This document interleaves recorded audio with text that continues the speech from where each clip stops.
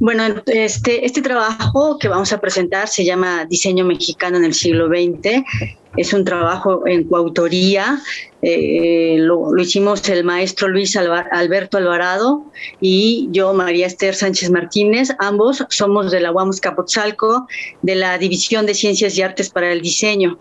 El propósito de este trabajo es reflexionar de manera breve sobre los inicios del diseño mexicano, sobre el diseño en general mexicano. Hay que tener presente que el diseño en México es un diseño que en algún sentido arranca bastante tarde si se le compara con Europa o con Estados Unidos, que son países, o bueno, un continente y un país bastante industrializados. Cuando Europa estaba en pleno proceso de industrialización, México estaba atravesando por un movimiento de independencia y 100 años después estará atravesando por un proceso revolucionario. Esto incide de manera importante en la manera en cómo se configura el diseño.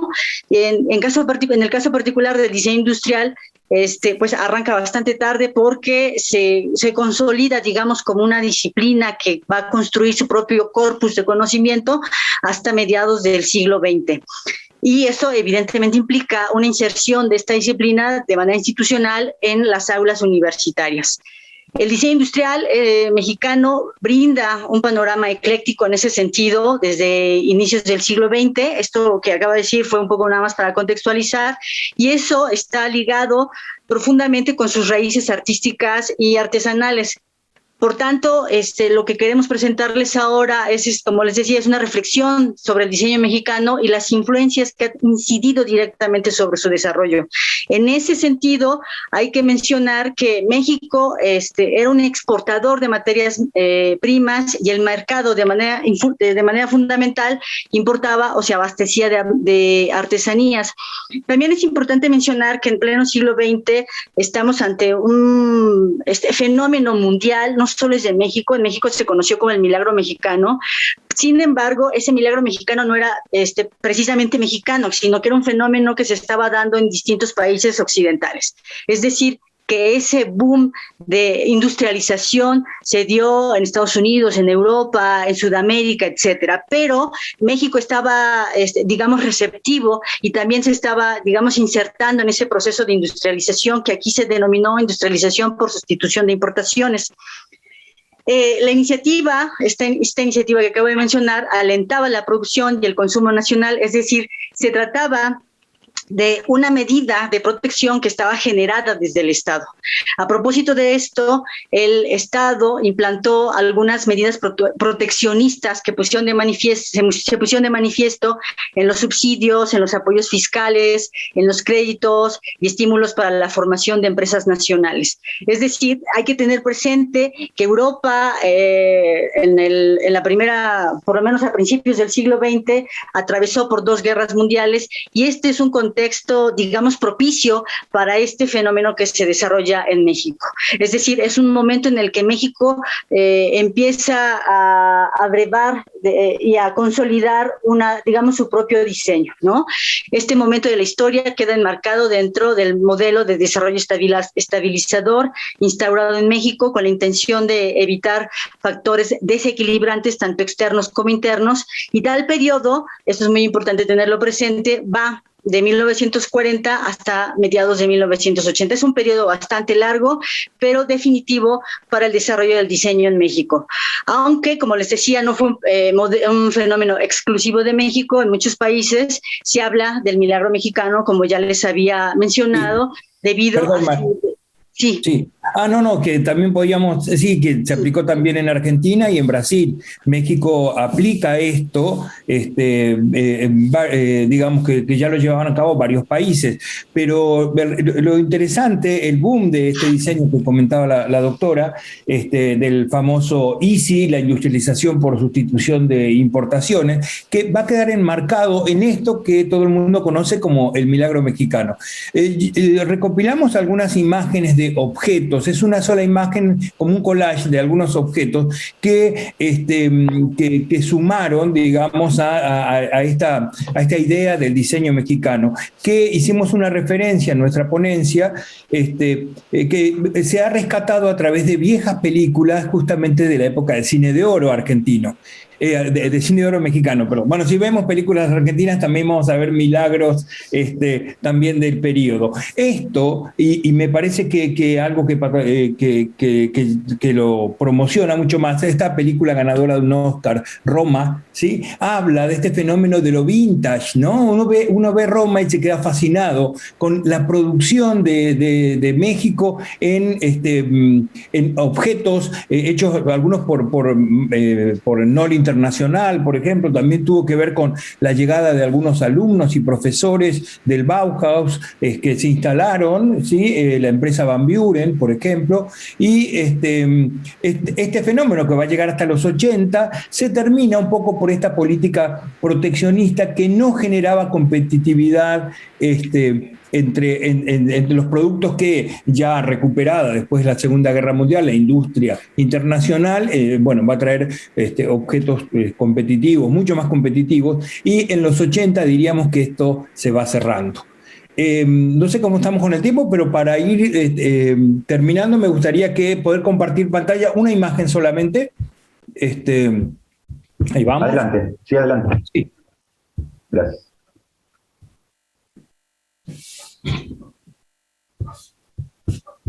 Sí, lo estamos viendo. Perfecto. Ok, tenemos nosotros estuvimos hablando de algunos productos de manera artesanal, como esa mano que tenemos ahí, son exhibidores de joyería, también exhibidores de joyería, de anillos, algunas mesas de hierro hechas por Steel.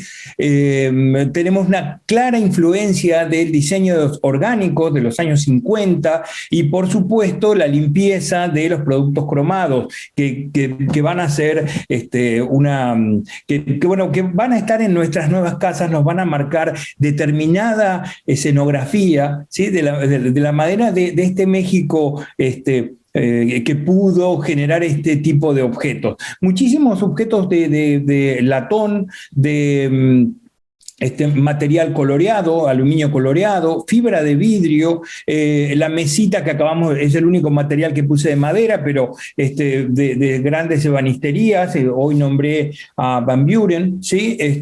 Que hoy por hoy uno puede encontrar Van Buren en las famosas escaparates del Palacio de Hierro, ¿sí? Estos productos que estamos viendo fueron productos y hoy de moda en esa época, y hoy son un clásico, muy buscados por diseñadores de interiores, muy buscados en el área de arte, de cine, ¿sí?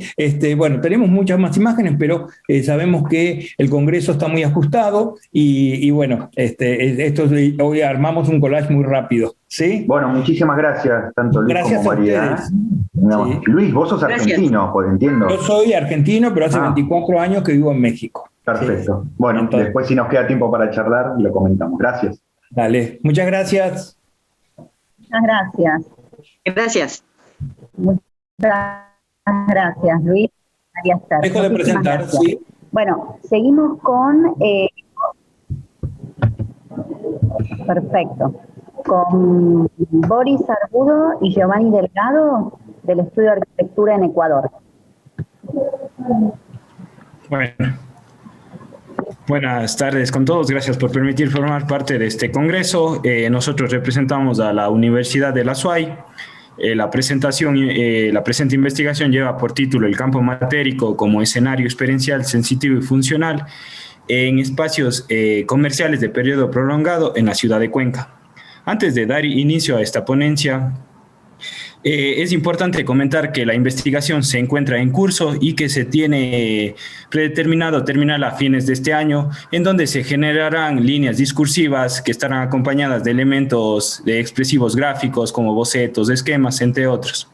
Ya al abordar la investigación, primero debemos regresarnos muchos años atrás al grado de comprender la ideología y las necesidades que tenía el usuario en esa época, donde lo fundamental era el espacio funcional. Ya con el pasar del tiempo, esta funcionalidad ya no era suficiente, sino las personas o el usuario necesitaba un elemento atractivo o de valoración de tipo estético, lo que en la actualidad ya el usuario reclama que ya no solo sea funcional y estético, ahora lo que convence son los elementos experienciales, que además cuenten con valores o significancias sumado a un tema de interactividad. De igual manera, según León nos explica que en la generación millennial tienen una clara preferencia en invertir tiempo y economía en una experiencia en vez de un bien material. Con estas pautas se considera oportuno el abordar el estudio de instrumentos como la neuroarquitectura, el diseño sensorial, el diseño interactivo y cómo estos inciden en un diseño experiencial y a su vez en el campo matérico, guiándonos en 3 ejes fundamentales que son la experiencialidad, el sentido y la función.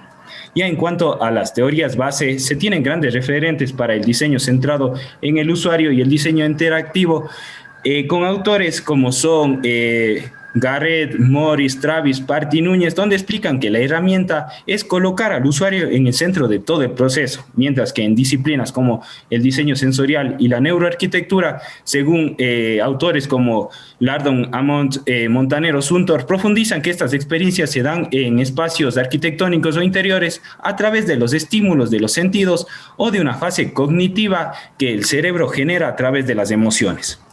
Entonces, ya como criterio personal y a partir de la formación obtenida, se ha podido encontrar correlaciones en este marco teórico que son muy similares, pero escritas desde diferentes disciplinas y que parecen tener perspectivas, nombres o títulos diferentes, pero que en realidad son preocupaciones similares, con la misma esencia teórica y a veces con más convergencias que divergencias. Ya al momento de realizar la metodología investigativa, se constituyó una base de inquietudes. Una de ellas es cuáles son las características del diseño experiencial que permiten entender y conceptualizar los elementos que se vinculan desde el diseño interior para construir esta experiencialidad. Esta pregunta se pudo resolver mediante instrumentos de entrevistas semiestructuradas a expertos, los cuales estaban trabajando en investigaciones de diseño experiencial y diseño centrado en el usuario, teniendo como resultados que el diseño centrado en el usuario implica a fondo las necesidades, deseos y limitaciones de este usuario, dirigido en 4 facetas como son las facetas cognitivas, emotivas, sensoriales y culturales. Ya al tener una idea, se puede continuar con el diseño interactivo, donde hay que tener claro que es un diálogo entre 2 partes, donde el usuario y el objeto participan de manera activa en ambas partes. Un ejemplo que tenemos que el objeto se acopla al usuario cuando en las tecnologías de realidad virtual, donde el objeto tiene que acoplarse según el ojo humano o las actividades cerebrales o cognitivas que presente. Contrario a esto, se presenta el tema de que el usuario se acople al objeto, poniendo en práctica un ejemplo de un restaurante ubicado en España con nombre Sublimation, donde se empuja esta experiencia del usuario de una manera sutil y amigable en el uso de la tecnología mientras degusta los alimentos. Entonces podemos decir que estos elementos son una experiencialidad intangible, conocida con el nombre de interfaz, ya que es el elemento central que permite el vínculo de estas 2 partes para proporcionar todo un recorrido dentro del espacio. De igual manera, ya centrándonos en la fase del diseño experiencial, León nos ayuda a que esto se puede determinar en 7 fases, como son el tema y la historia, la información y la memoria, los puntos de contacto o mapas de experiencia, la significación que nos determina un modelo según Mandoki, y mapeos intangibles, el ritmo de la experiencia que se determina y el artefacto memorable. Como segunda pregunta, tenemos cómo el campo matérico ingresa dentro de estas preocupaciones. Entonces, durante la investigación pudimos determinar que para generar un proyecto es necesario identificar las características materiales que producen las diferentes sensaciones o experiencias. Entonces, el material no es el que lleva en sí un signo de experiencialidad, más bien es el canal para potenciar este espectro experiencial dentro del espacio. Entonces, podemos determinar y englobar a este campo matérico desde lo general, abordando un sistema biológico donde el usuario responde a estos estímulos, donde se genera una respuesta universal, pudiendo agrupar aquí a las características funcionales, mientras que si ya se desea unas características experienciales y sensoriales, podemos basarnos en los sistemas cognitivos, donde se depende directamente de los recuerdos y las experiencias vividas. Ya con esto podemos seguir abordando y clasificando dentro de un tema de percepciones. La percepción más utilizada es la vista, entonces podemos definir al campo matérico visual y a su vez sus ramificaciones como este campo matérico visual táctil o campo matérico visual virtual, donde se generan más este tipo de experiencias y sensaciones. La siguiente pregunta que teníamos planteado es ¿cuáles serían las estrategias que podíamos incursionar dentro del diseño interior experiencial para espacios comerciales? En esto nos dimos cuenta que la investigación nos llevaba a determinar que si usted ve un caso específico, cada individuo posee diferentes niveles cognitivos, emotivos, sensoriales o culturales. Entonces, por esto decidimos abordar un libro que se llama Las inteligencias múltiples, proporcionado por Gartner, donde se relaciona al diseño, se puede relacionar con el diseño experiencial desde un enfoque multidisciplinar. Entonces, con esto mencionado, podemos decir que el tema va por las personas, va desde su sentir, desde las experiencias, y que no todas estas tienen las mismas respuestas o las mismas sensaciones, y que pueden percibir el mundo desde diferentes puntos de vista y motivarse el mismo. Entonces, esta investigación ha encontrado pautas que se pueden relacionar a este libro de Gartner desde las inteligencias múltiples a la categorización de los distintos gustos, motivación o particularidades relacionadas con el diseño experiencial que se puedan aterrizar dentro de un espacio interior. A partir de toda esta información, vamos a proseguir con estrategias operativas de diseño donde se propone llegar a términos ya morfológicos, espaciales, matéricos y sensoriales y el uso de la especialidad. Ahora va a continuar Giovanni con la explicación. Bien, muchas gracias, Boris. Solamente quería hacer algunos alcances a la presentación que ha realizado Boris del día de hoy. Esta es una investigación que se desarrolla dentro del programa de maestría de diseño de interiores y que tiene un enfoque y un énfasis en los espacios comerciales, en las especialidades de carácter comercial. La disciplina como tal, el auge como tal, en la siguiente charla me va a tocar justamente a mí exponer mi trabajo de manera individual y podemos encontrar esa correlación que existe con lo que Boris hoy está mencionando. Es la búsqueda de las preocupaciones por una espacialidad con carácter más intangible, ¿no? Con esos caracteres de experiencialidad dentro del escenario del espacio comercial y discursos que hoy son muy contemporáneos y que llaman mucho la atención y que están llamando muchísimo al estudio y al análisis de estas relaciones multidisciplinares. El trabajo que se está realizando con Boris es interesantísimo, pues luego les voy a comentar, es una realidad probablemente latinoamericana y que también se ve mucho en la ciudad de Cuenca, y es que Boris es arquitecto, ¿sí? Boris es arquitecto y está justamente especializándose en esta rama del diseño de interiores. Y aquí lo interesante ha sido ver cómo hay discursos desde la arquitectura que llevan su propio nombre. Por ejemplo, la neuroarquitectura, desde el campo del diseño hablamos de diseño interactivo, diseño experiencial, diseño centrado en el usuario, pero que al parecer, y conversábamos con Boris, decíamos, cada uno se posiciona desde su disciplina con sus propios nombres y parece que fuesen elementos muy particulares de esa disciplina.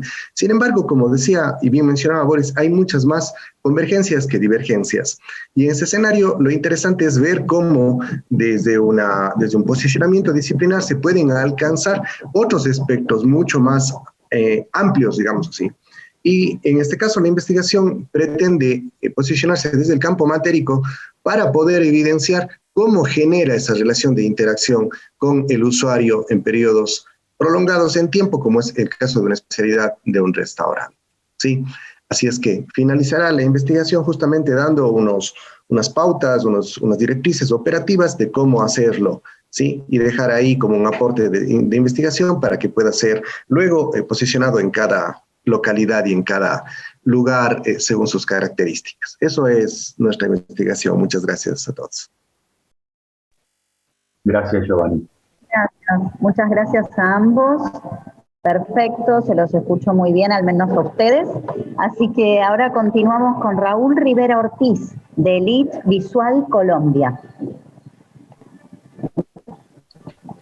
Hola, buenos días. ¿Bien el audio? Ok. Sí, pues nosotros somos una empresa reconocida como investigadora por el Departamento de Ciencia y Tecnología en Colombia. Y en esta ponencia pues queremos exponer el principio de todo esto, que fue un libro fruto de una investigación que se llama Flashcard Visual Merchandising. Dentro de nuestro recorrido, nosotros siempre nos hemos dedicado a la parte de diseño de espacios comerciales, vitrinismo, exhibición de producto y mobiliario exhibidor de producto, todo netamente comercial. Y en nuestro desempeño vimos todo altas y bajas de las que hablaba también el expositor Giovanni y Boris. Dentro de los espacios comerciales hay muchas variaciones que no deberían presentarse, precisamente por errores, digamos, en la conceptualización del diseño. Dentro de esto, entonces, nosotros, como trabajábamos y éramos especialistas en visual merchandising, comenzamos a hacer una recopilación de todos esos datos, hechos y referencias que en la parte práctica se asumían como ciertas, pero nunca sabíamos de dónde venían o de dónde provenían. Por esto fue que entonces empezamos a desarrollar esta investigación buscando encontrar el origen de todo esto, ¿no? Entonces, generalmente nos dimos cuenta que habían muchos estudios de mercadeo, de publicidad, de comportamiento del consumidor, de experiencias de usuario, aplicando teorías de la Gestalt, conceptos de diseño básico, y todo esto pues vimos que tenían en común el eje temático de visual merchandising. Entonces nosotros empezamos pues digamos definiendo lo que era visual merchandising, ¿cierto? Como el conjunto de métodos y técnicas conducentes a dar al producto un activo papel de venta en su presentación y entorno para optimizar su rentabilidad.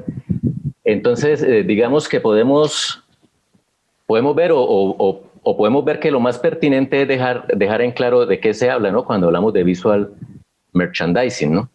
Entonces es como unas estrategias de comunicación dentro del punto de venta que, si son bien aplicadas, pueden regir desde el diseño y conceptualización del espacio hasta la operación del mismo, para evitar encontrar malos entendidos, errores en la operación, pérdidas, ¿sí?, dentro de lo que es la operación en espacios comerciales o en retail, ¿sí? Tenemos otras definiciones que, digamos, esta es como la más concisa, pero tenemos otras que tienen como más filigrana, ¿sí? En este caso, la de la Academia Francesa de Ciencias Comerciales, que dice: el merchandising es una parte del marketing que engloba las técnicas comerciales y permite presentar en las mejores condiciones materiales y psicológicas el producto o el servicio que se quiere vender al comprador eventual. El merchandising tiende a sustituir una presentación pasiva del producto o servicio por una presentación activa, apelando a todo lo que puede hacerle más atractivo: condicionamiento, fraccionamiento, embalaje, exposición, colocación, etc.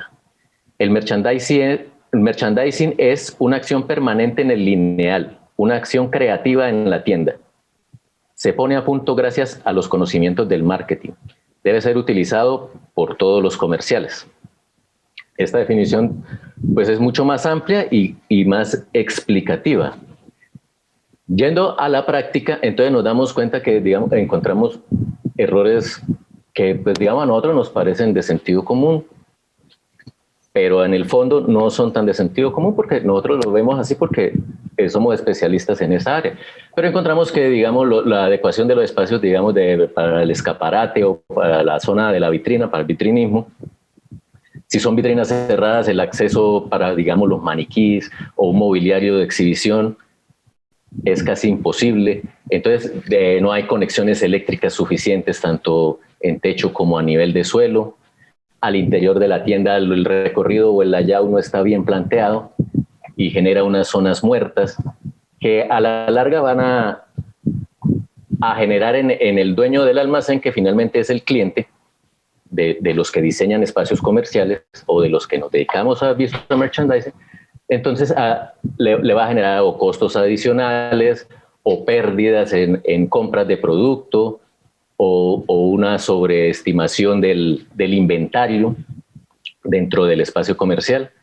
Y a su vez, entonces, el cliente de nuestro cliente, que son los consumidores del producto, pues no van a realizar el recorrido perfectamente, la experiencia puede que no sea la más satisfactoria, puede que no perciban lo que deberían percibir estando dentro del entorno del espacio comercial. Entonces, digamos que de ahí en adelante entonces se tomaron otros estudios de mercadeo, que eran principalmente de mercadeo y de comportamiento del consumidor y de experiencias de usuario, que han sido realizados por universidades y por empresas privadas dedicadas a esto, que nos dan unos insights con los que se puede empezar a conceptualizar el diseño y sobre todo el layout de un espacio comercial. Entonces tenemos aquí, por ejemplo, uno que seleccionamos, que es el 88% de todas las ventas por impulso son realizadas porque el artículo se encuentra en promoción. Este, por ejemplo, fue una conclusión fruto de un estudio realizado por la Universidad de Kent en el Reino Unido. Tenemos otro que es el mega popular, que dice que el 70% de las ventas dentro de un espacio comercial son por impulso. Y entonces ese también lo investigamos y nos dimos cuenta que no era el 70%, sino que era el 68.2%. Y fue un estudio realizado en Europa en 5 países. Y en cada país los resultados fueron diferentísimos. Y ese resultado que aproximan ahora al 70%, esto es el promedio de lo que dio en este estudio realizado en los 5 países y que fue hecho en 1990, en la década de 1990. Y que ese estudio adicional también ese fue el segundo, adicional ese antes, en 1986, había tenido un estudio referente a esos mismos términos de las decisiones de compra dentro del punto de venta. Y no solo dicen eso, sino que además nos cuentan cómo compra el consumidor, qué recorridos hace, qué es a lo que le pone atención cuando entra al punto de venta. Entonces, todos estos estudios son fundamentales, conocerlos, leerlos y realizarlos. Digamos, yo preferiría que los hiciera la academia y no la empresa privada, porque de esta manera, pues, el rubro del presupuesto puede ser mayor y la investigación puede ser más amplia y centrarse a diversos puntos específicos. Entonces, esto, digamos, por una parte, para lo que se refiere a la conceptualización del espacio comercial. Otra parte importante también, digamos, que nos dimos cuenta, es tener en cuenta la historia de todos los espacios comerciales, ¿sí? Cuando uno se pone a leer la historia del desarrollo de los espacios comerciales, se da uno cuenta que venimos repitiendo las mismas cosas de hace 100 años, de hace 200 años, de hace 300 años, de hace 1500 años. Ellos cometieron sus errores, ellos los solucionaron, evolucionaron y avanzaron. Nosotros ahora, pues con muchísimas más herramientas y teniendo la historia como ese background para ir, revisar y mirar dentro de la conceptualización del espacio, tenemos una mina de oro con respecto a lo que se refiere a la posterior implementación del espacio y que sea un espacio exitoso. Entonces, por ejemplo, digamos el típico, que el primer hipermercado que fue creado por Carrefour, o el primer centro comercial cubierto que lo hicieron los romanos, ¿no? El emperador Trajano se lo encomendó al arquitecto Apolodoro de Damasco, ¿no? Y entonces uno va y mira esas obras y son obras monumentales, ¿cierto? Que tienen, digamos que, y todo eso marcó una herencia hacia todo lo que vemos hoy. El otro ejemplo magnífico que a mí me parece es el de los grandes almacenes, ¿cierto? De lo cual hay una investigación muy completa de un doctor en arquitectura, Rafael Serrano Saceta, y digamos, ahí nos damos cuenta que todo lo que vemos dentro de un espacio comercial, de las grandes superficies y las tiendas por departamentos, obedecen a lo que se desarrolló en París y los grandes almacenes, que no solo se desarrollaron en París, sino también en Alemania y en Inglaterra. Ya, digamos, para finalizar, pues podemos, digamos, ver que no solo se centra en el diseño de los espacios comerciales, sino también en la publicidad en el punto de venta, ¿cierto? Que digamos que si tenemos todos estos conocimientos afianzados, cuando vayamos a diseñar un espacio comercial o a implementar las campañas publicitarias, si el espacio está bien conceptualizado, ¿cierto? Desde las disciplinas de visual merchandising, el espacio pues nos permitirá un desarrollo mejor de la comunicación al interior del punto de venta.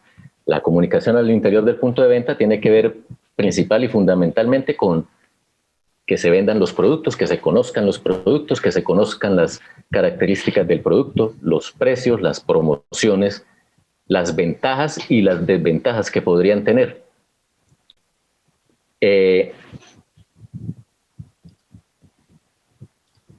Entonces, a manera, digamos, como de conclusión, lo que nosotros quisimos mostrar con esta investigación que realizamos y con este libro que publicamos, entonces era eso, ver que el visual merchandising nos puede ofrecer unos conceptos muy variados desde diferentes disciplinas, ciencias y parte artística, para poder desarrollar un espacio comercial acorde a nuestros tiempos.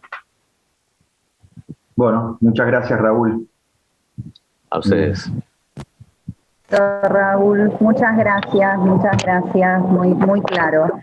Nos salteamos la presentación de Giovanni Delgado, porque él acotó algunas cosas con Boris, pero ahora va solito en una presentación, Giovanni, por la Universidad SUAY de Ecuador, así que te escuchamos, por favor, discúlpame. No te preocupes, Fabiola, más bien, muchas gracias por el espacio. Sí, antes de la investigación coincidía que teníamos dos ponencias, la una con Boris y la otra de manera individual.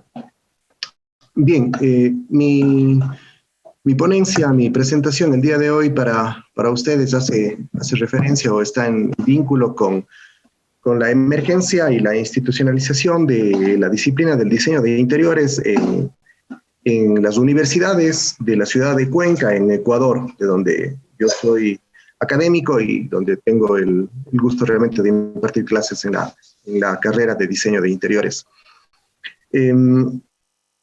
Iniciemos diciendo que encontrar justamente las directrices claras de cuáles son los insumos para que nazca la disciplina en nuestro país han sido parte primordial de esta investigación.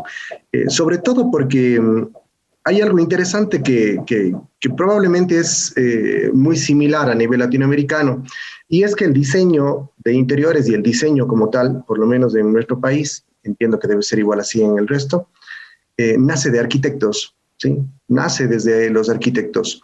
Y con el pasar del tiempo empiezan a haber algunos cambios en esas dinámicas y en esas lógicas, pues hoy existe un campo bastante controversial, diría yo. De hecho, el trabajo de investigación justamente basa su preocupación en las controversias que se producen entre el campo de la arquitectura, el campo del diseño y el campo de la decoración, ¿sí? ¿Por qué entran en juego estos tres campos? Y ahí, dentro de la investigación doctoral, bien se relaciona con la teoría de los campos de Bourdieu, porque justamente hay una lucha, hay una búsqueda por el posicionamiento sobre este tipo de espacialidades. Y en esa búsqueda aparecen y se van construyendo mundos, ¿sí? Ahí entra todo el trabajo teórico de Goodman y el trabajo también de Becker al momento de hablar sobre las tribus académicas. ¿Qué quiere decir esto? Que hay grupos y conjuntos de catedráticos, de académicos que van conformando una especie de agrupaciones para ir trabajando sobre una disciplina en particular y van construyendo marcos teóricos y van construyendo metodología y van construyendo una serie de elementos que van configurando justamente la academia de esas disciplinas, ¿sí? Ahora, estas estructuras académicas también van construyendo ideologías y sus propios paradigmas, ¿sí? Ideologías entendiéndolas desde los presupuestos teóricos que construyen justamente esa estructura, esto desde el trabajo de Gregorio Klimovsky, quien argumenta justamente el proceso de ideología a través de este criterio. Y también el trabajo de Thomas Kuhn, en donde habla justamente de la noción de paradigma y cómo esos paradigmas, ese conjunto de valores, de creencias, de elementos que van configurando la disciplina, se van concentrando en estos grupos de catedráticos. Pero hay que pensar que para institucionalizar el diseño en las universidades, en el caso de Ecuador, en el caso de otras regiones, hay también recursos, o más que recursos, hay también datos y recorridos a nivel histórico. Dentro de la investigación que he realizado, también hago un alcance a estos recorridos de carácter histórico, tanto a nivel global como a nivel local. Sí, a nivel global decimos que hay un vínculo muy fuerte entre el campo de la decoración y el campo del diseño de interiores. ¿Sí? Sin embargo, esta actividad tiene muchos sesgos arraigados en el campo de la decoración. ¿Por qué? Históricamente se encuentra muy relacionado la actividad de la decoración con el nacimiento del pensamiento moderno de la arquitectura y el establecimiento de estas líneas directrices en el campo disciplinar de la arquitectura como tal. Generalmente desplazando al ornamento como un elemento superfluo y que no tiene solidez o validez dentro de la actividad proyectual de la disciplina del diseño, de la arquitectura. Esto desplaza al campo de la ornamentación con un sesgo bastante, hasta por así decirlo, peyorativo, es decir, no es disciplinar. Todo aquello que está cargado de ornamento, que está cargado de, no ingresa dentro del campo disciplinar, por lo cual no tiene un valor contundente como para ser considerado como una disciplina. Esto a nivel histórico me estoy refiriendo, ¿no? Luego, otro elemento también que genera algunos elementos de análisis también controversial es que el campo de la decoración, que es un campo muy ligado a este ornamento que está, digamos que es rechazado por la arquitectura moderna, está abanderada por la mujer. Es decir, la decoración se convierte en una actividad propiamente de la mujer, de la feminidad. Y este acontecimiento de la feminidad, por el mismo contexto histórico, por el contexto coyuntural, por el contexto cultural a nivel mundial, sabemos y conocemos que la mujer siempre ha tenido históricamente ese desplazamiento, como que no el mismo valor hacia los resultados que venían teniendo los varones en sus campos disciplinares. Esto hacía que la actividad de la decoración, finales de los años 1800, inicio de los 1900, se convierta en una actividad netamente ejecutada por mujeres, pero no tenía el valor disciplinado validado por los varones, pues consideraban que era una actividad menor, ¿sí? Ahora, ese acontecimiento histórico se vincula a otro justamente durante todo el proyecto, todo el proceso del siglo XX, de los 1900. Y ahí viene otra vertiente del nacimiento y crecimiento de la disciplina del diseño de interiores. Y es vinculado con el trabajo que Raúl nos comentó hace un momento, que es del campo del comercio y el desarrollo de las espacialidades comerciales. Hoy acabamos de escuchar una charla, justamente una ponencia posicionada sobre el visual merchandising, que es una actividad netamente de una actividad comercial. Entonces, este desarrollo y auge del comercio en el siglo XX, en los 1900, hay un auge y un desarrollo del comercio y del capitalismo muy fuerte. Y el diseño se posiciona como una herramienta adecuada para poder fomentar, desarrollar y volverlo mucho más sólido en este proceso también histórico. Nacimiento del diseño gráfico, del diseño de interiores, del diseño de productos, del diseño de textil e indumentaria, que tienen una vertiente muy vinculada a la actividad del auge del comercio, ¿sí? A la parte comercial. Y eso se ve evidenciado en las mallas curriculares de las carreras de diseño. Esa es una especificidad y un ADN propio de las carreras de diseño. A diferencia, por ejemplo, de la arquitectura, que en sus mallas curriculares no tiene incorporada una preocupación sobre las espacialidades comerciales o sobre la actividad comercial. Ya más bien en posgrado es en donde se dan esas relaciones en el campo de la arquitectura. Ahora, eso es parte, digamos, a nivel histórico de cómo está relacionado el campo del diseño con la arquitectura. Y luego viene otro punto que también he realizado dentro de esta investigación, que viene justamente con el vínculo hacia la arquitectura.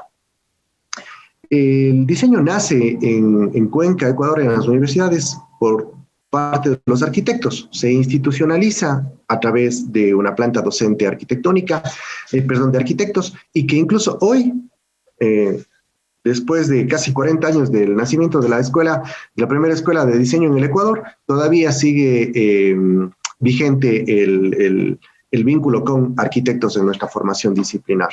Ahora, ahí viene una parte que es importante y por qué la motivación de la investigación que estoy yo realizando, y es porque existen dos visiones. Hay un campo de la arquitectura que rechaza a la disciplina del diseño de interiores por considerarla no necesaria, que no tiene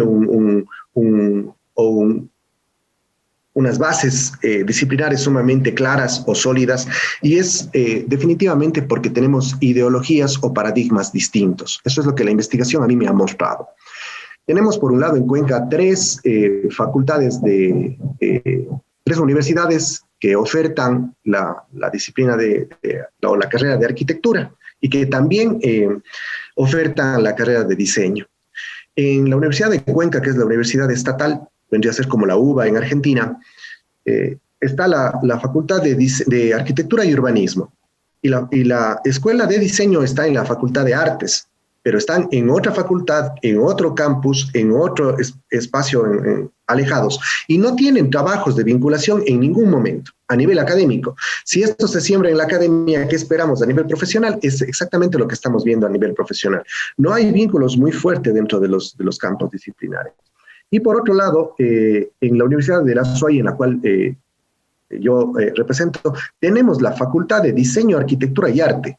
Diseño por ser la primera carrera en constituirse en la universidad, arquitectura en el 2008, y también en la Escuela de Artes. A pesar de tener las mismas carreras dentro de la misma facultad, no existen vínculos de trabajo colaborativo, no hay trabajos interdisciplinarios entre escuelas, sobre todo entre la de arquitectura y de diseño, porque esos profesores y esa planta docente que constituye la Escuela de Arquitectura provienen de la Universidad Estatal, que tiene esta carga ideológica y con paradigmas que no generan estos vínculos. En la Universidad Católica de Cuenca, que es la otra universidad estudiada, está la carrera de diseño de interiores vinculada a una facultad de pedagogía y enseñanza, ¿sí? Mientras que la Escuela de Arquitectura se encuentra en la unidad de ingenierías y construcción, ¿sí? Así se llama. Entonces, ahí podemos ver que existe una diversidad tan grande entre la ubicación misma o los trabajos de relación con el campo del diseño y de la arquitectura. Ahora, lo interesante es encontrar justamente en la investigación cuáles son los elementos que producen estos resultados de divergencias y de luchas entre los campos, ¿no? Y es justamente por ese posicionamiento ideológico, por esas bases conceptuales, teóricas que vienen arraigadas desde hace décadas atrás y que han ido constituyendo la disciplina como tal. Ahora, dentro de mi investigación también he hecho algunos análisis de carácter empírico, es decir, ver los resultados de la investigación a nivel productos, en proyectos. Y lo que hemos podido, o lo que he podido observar, es que la arquitectura tiene un trabajo muy sólido y muy fuerte, por lo menos en Cuenca, Ecuador, en el paradigma de la función, forma y tecnología, ¿sí? Y ahí trabaja con muchísima solidez y muchísimo desarrollo, pero ese es su posicionamiento. Mientras que el campo del diseño de interiores trabaja muchísimo sobre el pensamiento complejo. Esa es la base teórica y conceptual en la cual está cimentándose. El pensamiento complejo, la generación de metodología a través de la heurística, ¿sí? Y eso interviene en la forma, ¿sí? Finalmente, para cerrar mi ponencia, es que dentro de esta investigación hemos podido observar que los diseñadores de interiores en la forma, es decir, ya en el diseño como tal, en el resultado final, propician espacialidades mucho más plásticas, o sea, son mucho más experimentales en su formación y en los resultados. La arquitectura está obteniendo resultados generalmente posicionados en la ortogonalidad, ¿sí? Y casi todas sus espacialidades tienen esta característica morfológica, de ser ortogonales y muy limpios siguiendo los estamentos de la arquitectura moderna. Simplemente para compartir, este es solamente un ejemplo y ahí podemos ver un resultado de lo que está generando como producto el diseñador de interiores. Arriba es una espacialidad propuesta por diseñadores y en la parte baja es una propuesta generada por arquitectos. Ahí podemos ver cómo la forma le sigue justamente al pensamiento, ¿no? A cómo nos estamos formando y cómo la forma se vuelve tangible a través de esos presupuestos conceptuales que subyacen a esos planes de estudio y luego subyacen también a la profesión, ¿sí? Esos son los resultados de la investigación que he realizado y que les quería hoy compartir. Muchas gracias. Muchas gracias, Giovanni, muy interesante. Perdón por saltearte. Buenísimo, muy bueno, muy bueno. Bueno, hemos tenido de todo, ¿vieron? Morfología, diseño industrial, diseño de interiores, algo de merchandising, hay de todo por acá. Bueno, continuamos con, a ver, Ira Nasser Oliveira, de la Universidad Estádio de Minas Gerais, Brasil. Hola, Ira. Hola, buenas tardes. ¿Me escuchas? Sí. Perfecto, a ver. Bueno, mi nombre es Ira Nasser, soy de Brasil. Pido perdón anticipado por mi portuñol. Se te escucha muy bajito, Ira, ¿eh? Muy bajo. ¿Ahora está mejor? Está difónica, pobre Ira. A ver. Sí. Ok. Bueno, soy de Brasil, de la Universidad del Estado de Minas Gerais. Y voy a presentar la ponencia que se llama Directrices para la inserción del diseño como potenciador del desarrollo económico local en un contexto pandémico, un estudio de caso acá en Brasil. Bueno, el presente trabajo tiene como objetivo explicar las etapas de desenvolvimiento de este trabajo que fue realizado en el territorio del Confisco, es un barrio de la ciudad de Belo Horizonte, Minas Gerais, en Brasil, en los años de 2019 y 2020. Y tiene como principal objetivo investigar cómo el diseño puede convertirse en un importante potenciador del desarrollo económico local en contextos vulnerables de una gran ciudad brasileña. Además de proponer ciertos lineamientos para la inserción de acciones, estrategias y metodologías del diseño en estos contextos. El estudio se llevó a cabo en una comunidad vulnerable llamada Confisco, que está ubicada en una área metropolitana de la ciudad de Belo Horizonte, Minas Gerais, Brasil, que se encuentra en un denso centro urbano. Y la historia de su fecha de inicio de principios de los años 80, después de la ocupación de una antigua zona agrícola de la ciudad en los años 80. Desde la aparición de las primeras casitas de madera y lona, las mujeres han tenido un papel protagonista en la construcción del barrio, que continúa hasta el día de hoy, con las mujeres al frente de varios dispositivos sociales del barrio, como el Consejo de Salud y Asistencia Social, la Asociación de Vecinos del Barrio, escuelas, entre muchas otras movilizaciones sociales que son lideradas por mujeres.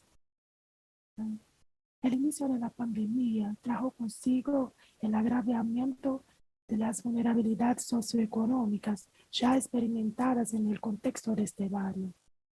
El proyecto Acorda Confisco Creativo, desarrollado en la comunidad, se trata de una alianza entre la Universidad del Estado de Minas Gerais y la Universidad Federal de Minas Gerais, y tiene como objetivo estructurar acciones para promover el desarrollo cultural, social, ambiental y económico en ejes.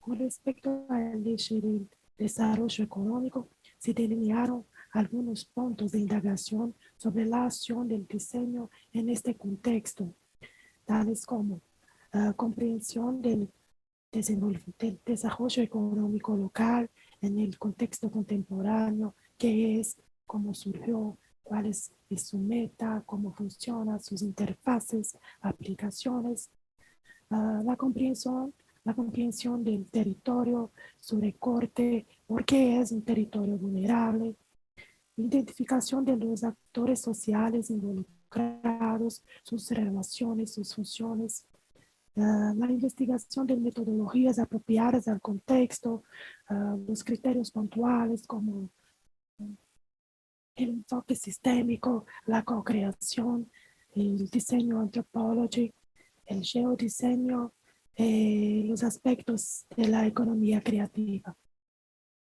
También discutir y señalar cómo puede contribuir el diseño en este contexto.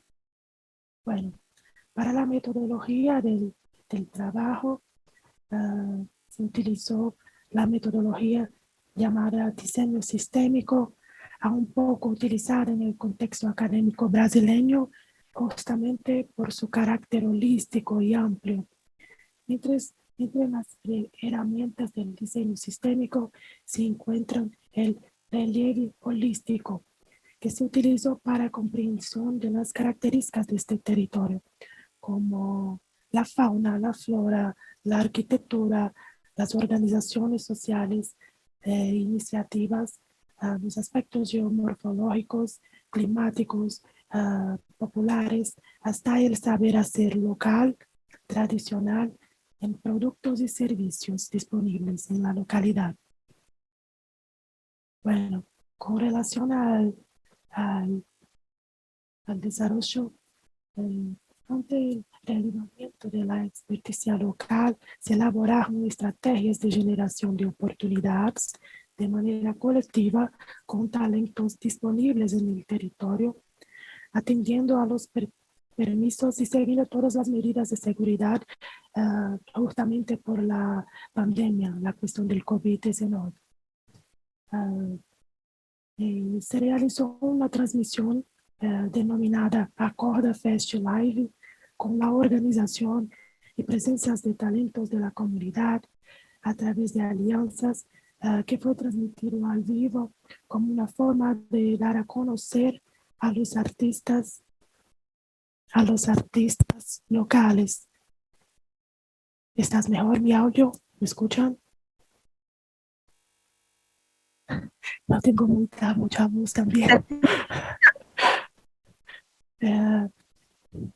Entonces, Acorda Festival, el grupo también se creó también un grupo para dar a conocer a los productos y servicios que se realizan los vecinos del barrio en un grupo.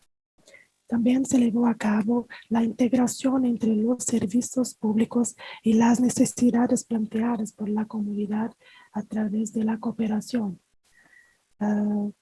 Hubo también la creación del grupo Confisco de Mujeres como la forma de escuchar y actuar ante las necesidades que surgen exclusivamente de las mujeres de la comunidad, así como la promoción de acciones para incentivar la pequeña producción de carácter eminentemente femenino. También se crea actualmente una aplicación georreferenciada especialmente para la comunidad local como una forma de promover y vender estos productos y servicios hechos por la comunidad durante la pandemia de COVID-19. Bueno, algunas conclusiones acerca de la realización de este trabajo es que utilizando el concepto de desarrollo económico local, estrategias y metodologías del diseño, se desarrollaron de forma colectiva numerosas acciones entre los integrantes del equipo del diseño y la comunidad, orientadas a la solución de problemas enfrentados localmente.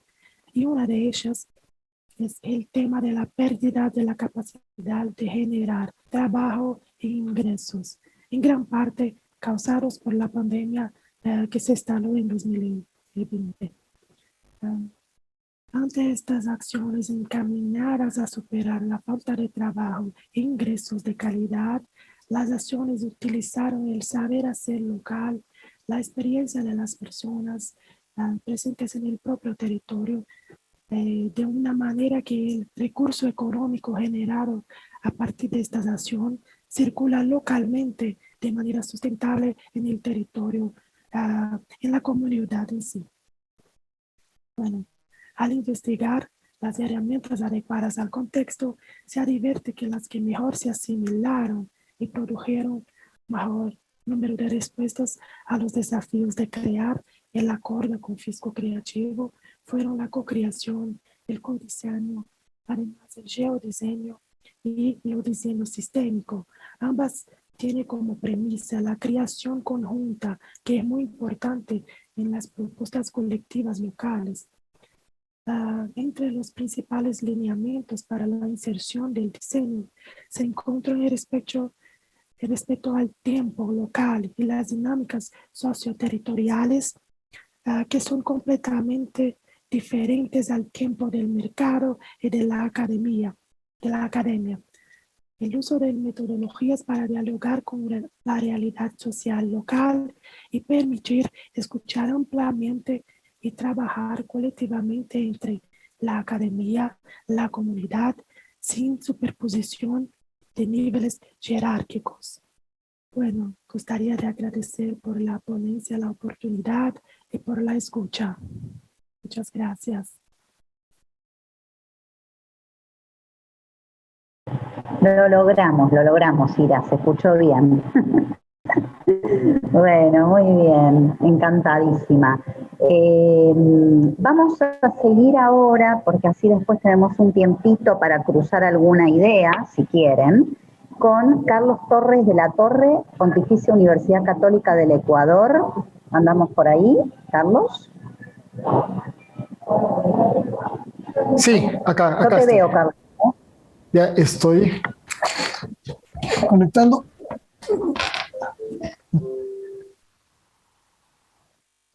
Un momento, tengo un pequeño problema para conectar la cámara. Me parece que... En cualquier caso... Ahí está ya la cámara. Ahí está. Ahora. Listo. Bueno, arranco. Hace un momento Fabiola decía que teníamos de todo aquí. Pues bueno, acá hay más de todo.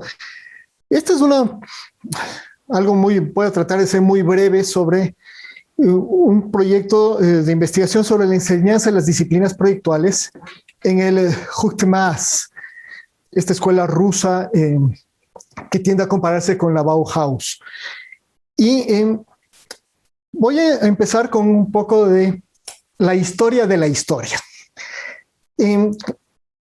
La historia de este proyecto. Empieza en una clase sobre enseñanza de disciplinas proyectuales de Cecilia Maceo, que nos habló de esta escuela rusa, y luego, mirando un poco lo que se hace ahorita en la Universidad de Palermo, veo muchas investigaciones sobre cómo surgen o la emergencia de algunas escuelas de diseño en diversas partes, ¿no? Investigaciones desde la de Verónica de Valle hasta la última de Genoveva Malo de Cuenca, que tratan un poco de esto, pero no había investigaciones o hay un vacío fuerte en por qué mueren las escuelas. Donde se dan contextos en los cuales estas escuelas de diseño desaparecen. Así que de ahí surge la única pregunta que guió esta investigación, y es ¿por qué el HUCTMAS cayó en el olvido? Pero hay algo de material que se puede encontrar allí en español, muy poco, que tiende a ser repetitivo, es un poco lo mismo y muy poquito. Así que me propuse dos condiciones para hacer esta investigación sobre esta escuela rusa, a la que en Occidente se la compara con la Bauhaus o se la llama la Bauhaus rusa. Entonces, las condiciones fueron excluir expresamente cualquier comparación con la Bauhaus y acudir a fuentes primarias publicadas en el idioma original. Entonces, ya partiendo de fuentes primarias o del idioma original, podíamos hacer alguna cosa diferente y aportar algo más. Entonces, para cumplir con esta intención inicial, lo primero que hice fue consultar a amigos rusos sobre la escuela, si conocían la escuela.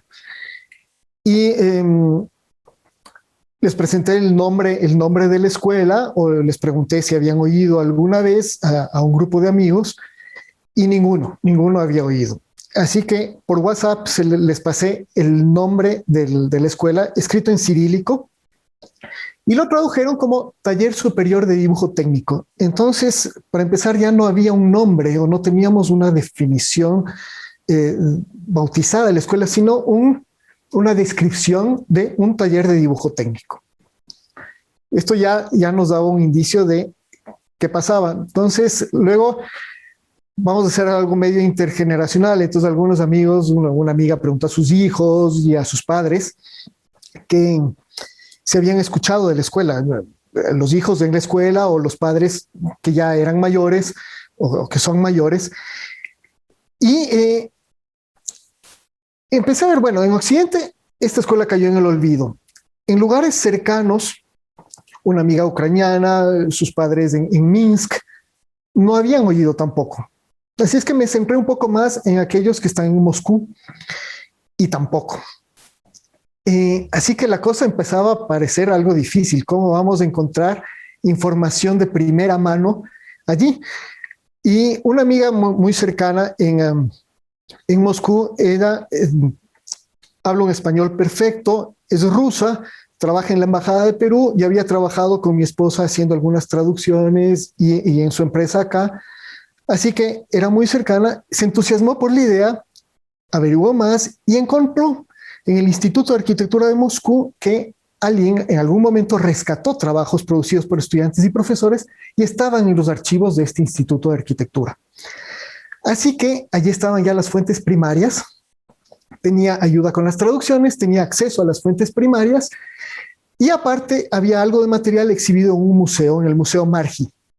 Así que ya teníamos por dónde empezar la investigación. Y claro, bueno, luego de esta pequeña historia de la historia, ya vamos un poco más a qué salió de ahí. Y entonces, lo primero fue revisar un poco fue la estructura de la escuela y la historia de la escuela, que estaba enmarcada por muchas contradicciones propias del avant-garde. Entonces, ¿cuál era el inicio? Bueno, para saber cómo murió, conozcamos cómo empezó.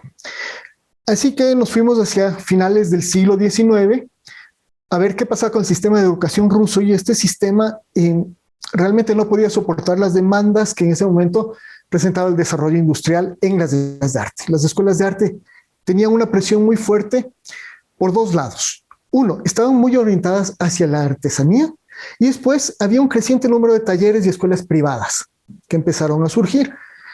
Y el desarrollo industrial dejó a estas escuelas de corte artesanal un poco relegadas. Entonces surge en 1917 un giro inesperado de la historia que pone a la vanguardia rusa en una posición de poder. Lenin toma a la vanguardia rusa como la imagen y la voz del gobierno. Y entonces empieza a darle un cierto impulso, tanto un impulso desde el discurso como un impulso ya en la práctica, y establece en 1920 dos instituciones: el Instituto Superior de Arte y Técnica, que es el que se convertiría en el UGTMAS, y el Instituto de Cultura Artística, INCU. Estas dos instituciones están marcadas primero por algo muy fuerte en nivel de discusión política e ideológica. Eran basadas o soportadas por lo ideológico. Y formaron movimientos artísticos como el suprematismo y el constructivismo, que surgen gracias a este apoyo. Entonces, profundizando un poco más, la estructura curricular de esta escuela tuvo 3 periodos. Duró apenas una década, tuvo 3 rectores y cada periodo corresponde al pensamiento de un rector. Había una individualización muy fuerte allí. Pero tenían los 3 programas eran variantes de un mismo enfoque, que era un enfoque formal analítico, que se basaba en 3 principios. El sistema aprendiz-maestro, que se favoreciera la formación artística, pero también la técnica, y se dividía el currículum en 2 partes. Una parte científico-técnica y otra que era la parte de producción. Entonces, la una era teoría en las aulas y la otra era producción en los talleres. Y estas 2 áreas estaban divididas, muy divorciadas entre sí. Y esto marcaba un poco la estructura de la escuela.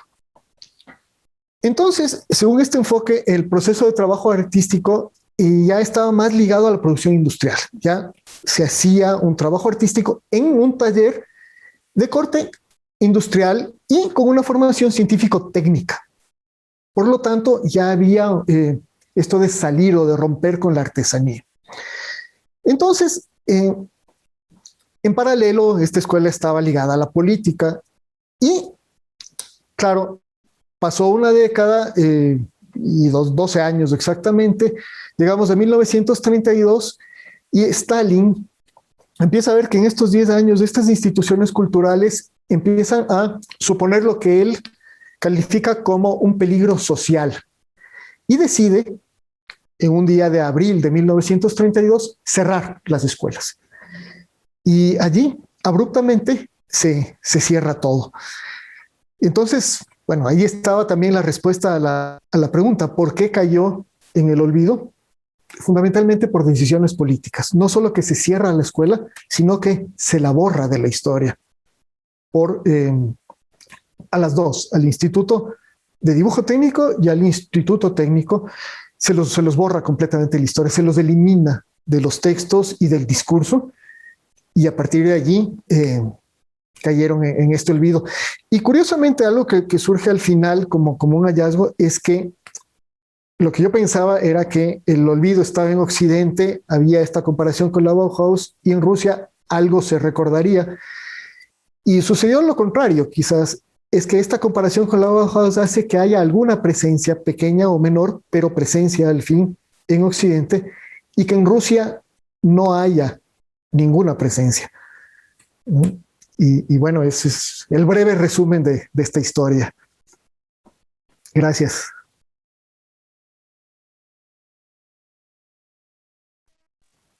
Perfecto. Ay, se me cortó a mí un poquito, no sé si me escuchan ahí. ¿Me escuchan? Hola, hola. ¿Me escuchan? Ahora sí, Fabi, un poquito bajo.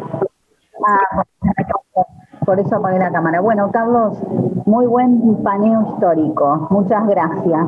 Aparte que bien conectaste con Maceo, con Cecilia, con el cuaderno de Cecilia Maceo.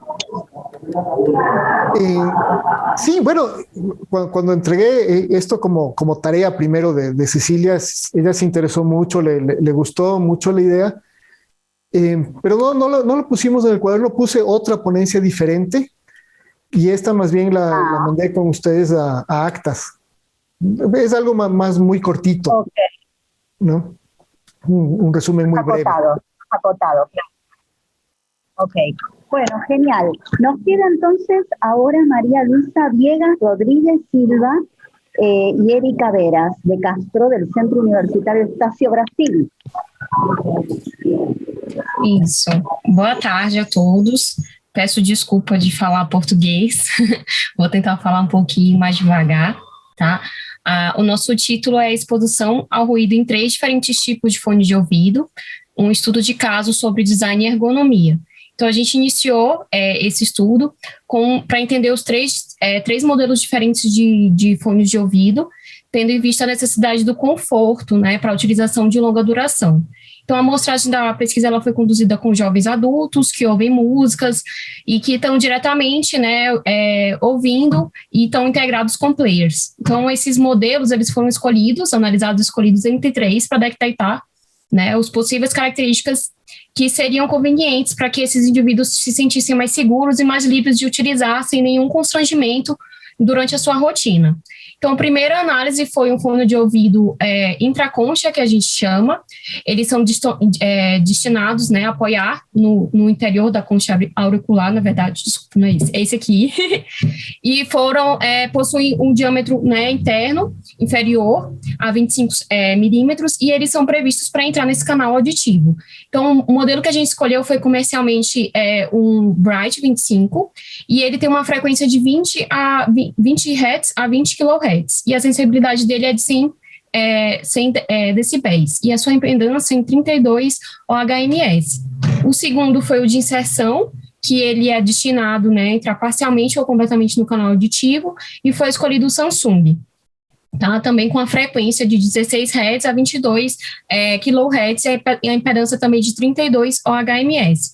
E por último, né, que é o circunlauricular, que é esse aqui, na verdade, né, que cobre todo o pavilhão auditivo, e ele tem a superfície, né, circundante da cabeça. Então, o contato com essa cabeça, né, a gente vê que ele não comprime as orelhas também como alguns outros, né. Então, o modelo que a gente escolheu foi o Razer Electra, que tem uma frequência de 25 a 16 kHz e a impedância dele de 32 ohms. Então, como que a gente utilizou esse teste? Para realizar isso, a gente fez a base com a ISO, né, 11.904, seção 2, em que ela fala que a gente deve utilizar em ambientes, né, ambientes com ruídos controlados, e com um manequim para que a gente faça essa avaliação, para que a gente entenda realmente se isso vai danificar ou não o pavilhão auricular. Então, esses procedimentos, eles foram os mais normatizados possíveis para que a gente tivesse um resultado mais validado possível. Então, durante a condução desses testes, a gente fez dentro da universidade, na qual a gente, o local possui isolamento acústico com um ruído ambiente de 32 decibéis. Então, a gente utilizou um frequencímetro, decibelímetro, dosímetro pessoal, players, né, o player do iPod, e um modelo de cabeça humana, né, para fazer o modelo manequim em poliestireno expandido, que é o EPS, para que fosse mais possível a norma, mais fiel à norma. Então, dentro dos testes, a gente fez o primeiro teste, que foi realizado com seres humanos, né, para que a gente pudesse identificar o volume mais controlável de acordo com esse mesmo player. Então, a gente colocou um recorte de 3 minutos de uma música chamada Rainbow, do Slayer, e dentro dessa medida ela foi para quê? Para que a gente tivesse um caráter subjetivo e que a gente solicitasse ao indivíduo que a gente colocasse, né, o volume mais adequado para que ele ouvisse em situações cotidianas. O objetivo desse teste foi que a gente colocasse depois, né, dentro do manequim, o volume mais aceitável dentro dessa média. Então, esses 3 participantes, eles foram considerados uma amostra representativa dentro do universo, né, de um produto de serviço, mas foi considerada casual. E o objetivo dessa pesquisa, a gente procurou mensurar qual era o nível de volume percebido por esses usuários. Então, durante todos esses testes, a gente viu que o procedimento deles, né, dentro que eles colocassem o volume confortável com 16 níveis de volume dentro do iPod.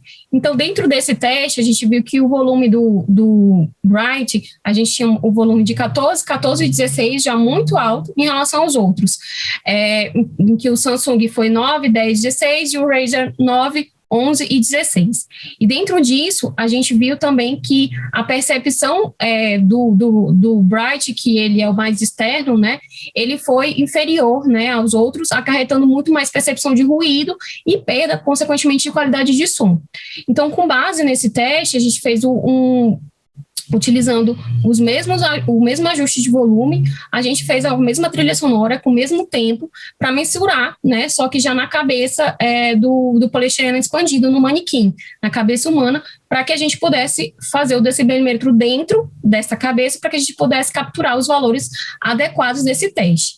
Então, dentro do teste, a gente viu que dentro da amostragem, o Bright, que é aquele que fica fora, né, que ele não fica dentro do pavilhão auricular, ele apresentou 75 decibéis, o Samsung, que é o intra-auricular, ele 89 decibéis, e o Razer 90 decibéis. Então, dentro desses estudos, né, desses 2 testes, a gente viu que houveram relatos também, né, que a gente durante o teste anterior, que a gente viu que o volume do Bright apresentava sempre, as pessoas falavam que ele estava mais baixo, exatamente pela questão do externo, né, do barulho externo em que isso estava gerando no teste. Então, no modelo Razer, como ele é que fica fora do pavilhão auditivo, ele não teve nenhum relativo negativo no volume percebido, certo? Nenhum constrangimento durante o período desse teste. Foi-se realizado mais um teste, o terceiro teste, para que a gente mensurasse quantitativamente o isolamento desses fones, para que a gente visse qual era a questão, né, se esse volume ele era percebido e se esse ruído externo dava também algum problema, algum constrangimento. Então, a gente utilizou um frequencímetro, né, alinhado ao dosímetro, e se estabilizou 2 testes, o teste de 70 decibéis e o teste de 80 decibéis, em que a gente modificou apenas a amplitude, né, desse frequencímetro para atingir uma quantidade exata de decibéis.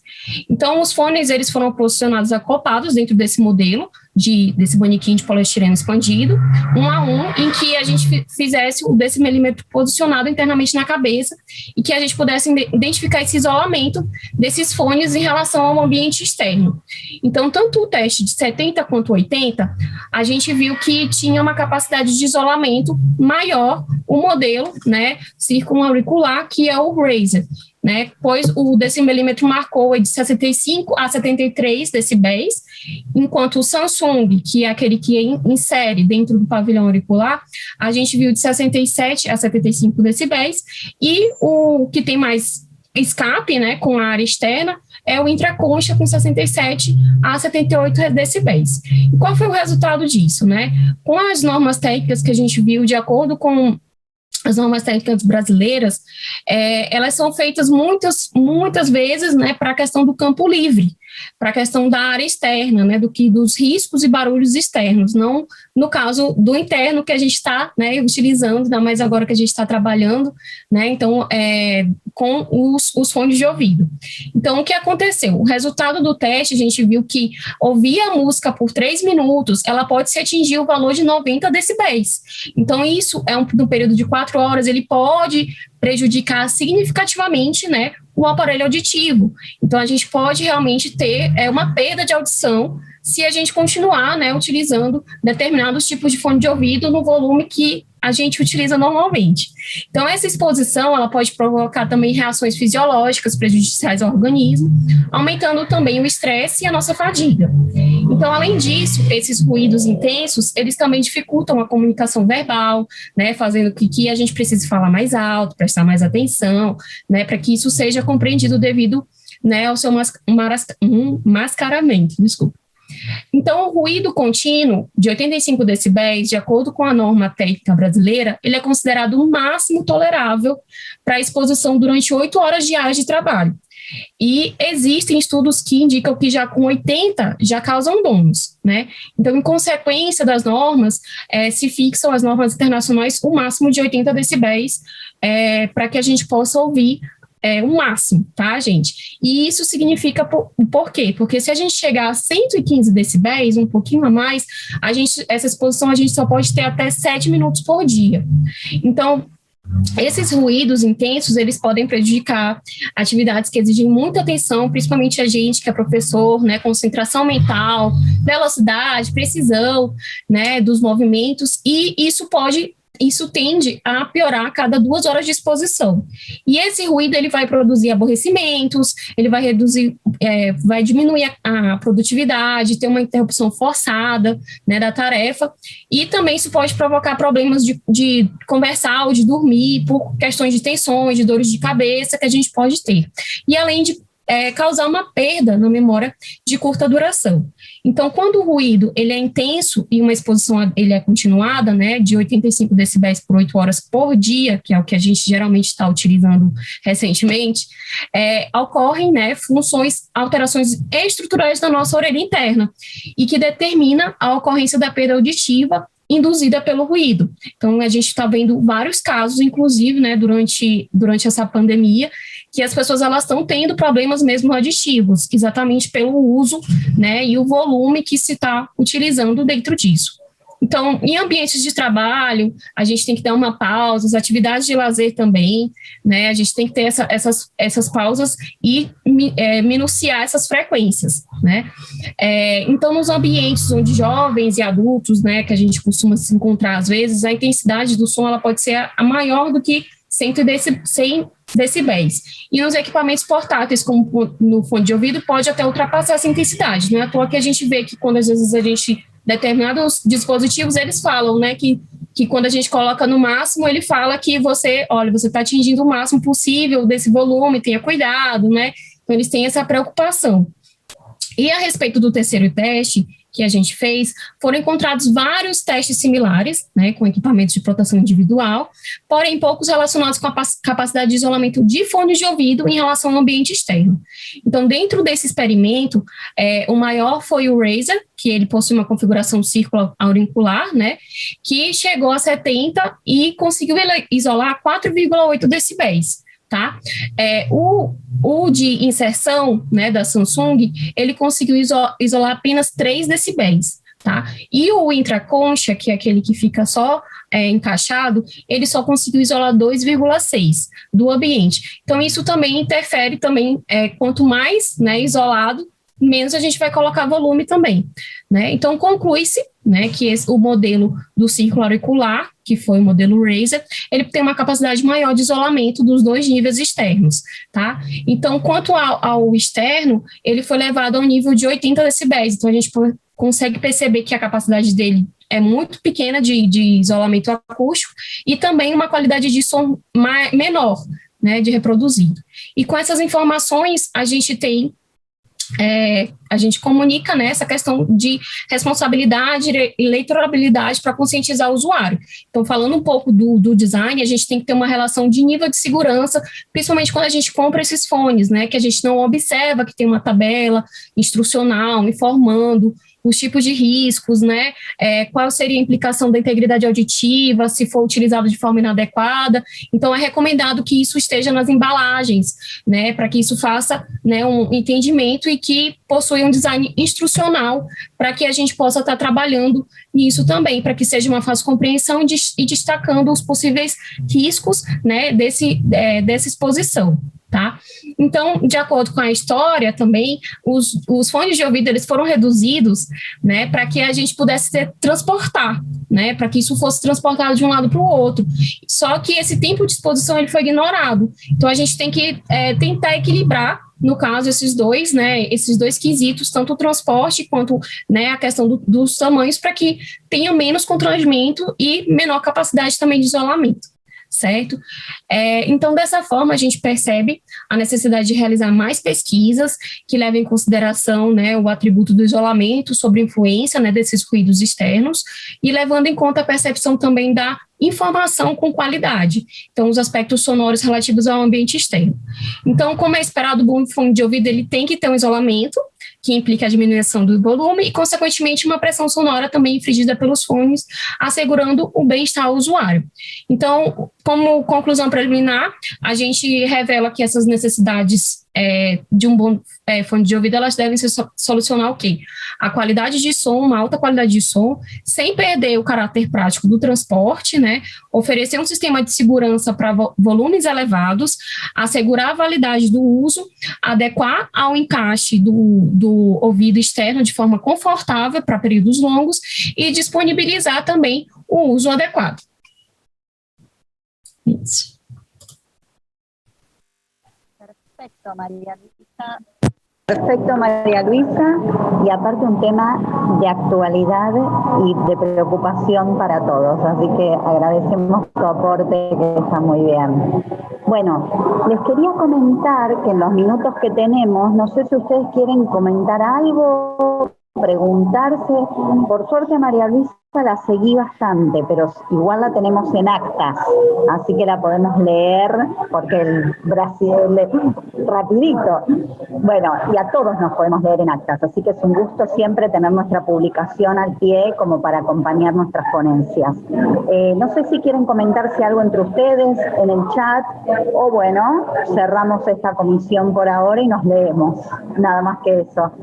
De mi parte fue un placer encontrarme con muchos de ustedes que nos cruzamos cruzábamos en algún pasillo y ahora no lo podemos hacer, pero siempre es un placer encontrarlos virtual, presencial, como fuese, así que les agradezco un montón eso. Gracias a Lu también por estar con nosotros y a Ale, y no sé si quieren hacer algún comentario, los escuchamos lo que quede o algo, saludarse simplemente. Yo sí tengo una pregunta para María Luisa, pero no sé si me entiendan.